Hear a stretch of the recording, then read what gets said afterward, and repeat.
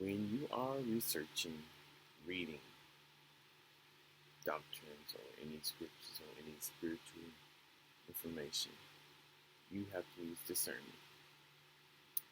Is it preserving a lie, or is it transitioning you to the afterlife, to the truth? In the beginning, God, this God, the Old Testament God or whatever, said he didn't want no other gods to be worshipped other than him. They'll put no other gods before him. And those, I guess, Jews, Israelites, were still had polytheistic ties and worshiping other deities, Asherah, Baal, all these different other beings. And it's ironic how they are somewhat tied to fertility, birth, continuing the cycle of life in this realm. But he don't want them worshiping it. Then, throughout the Old Testament to New, there have been acts of wars, death, whatever. And then there was the Messiah, who also tries and says that he's of the truth, tells that he's of the truth and the way, the life and the way, and try to expose lies. And he says he prefers us to be like him. Yes, as so you can only assume and think based on the teachings that he wants us to really to transition to the afterlife,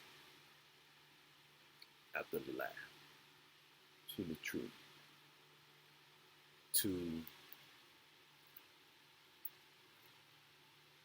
do better, but he wants to comfort you through that transition because he understands how hard it is for some people to take some truths and to let go. That's why he tells us methods of letting go of the lies. That way you repent or change, rehabilitate yourself. Fast, detach. Methods to help you to cope with this truth and to transition you to the afterlife so it could be a smoother transition for you and for all of humanity, for everyone.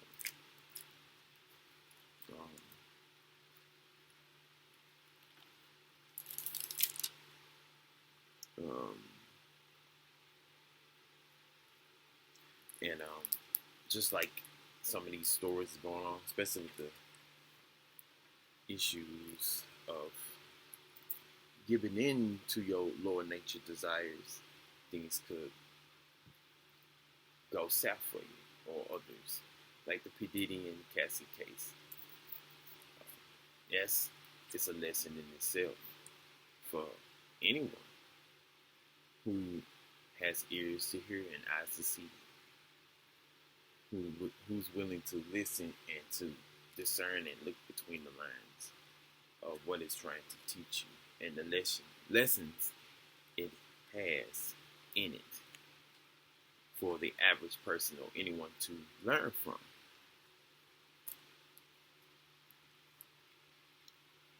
Quote something in the Bible.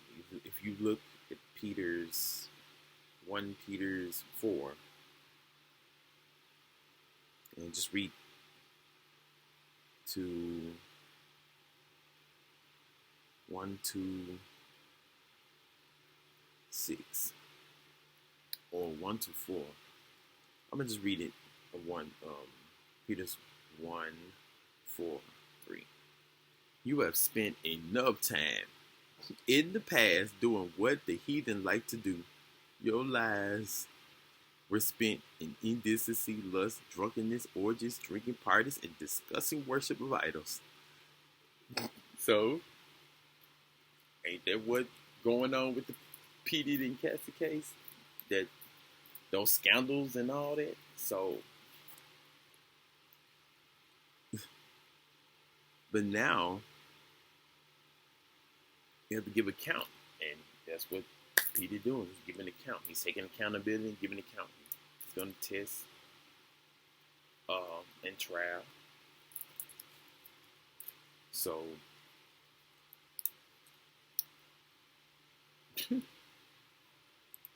what I'm telling y'all is this: is like it is time to let that go. Be celibate. And I know people don't like hearing or being encouraged to operate at their higher nature, their higher selves, and do what's good, what is of righteous, because it takes a form of discipline. It really does take um,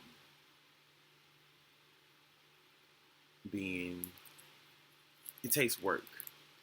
It takes more work because of what is being emphasized in mainstream media in some cases. To act in your nature that is not advantageous for yourself with things that will complicate you in your life. But as I said before, the purpose is to transition to the afterlife and to not to continue the lies, not to continue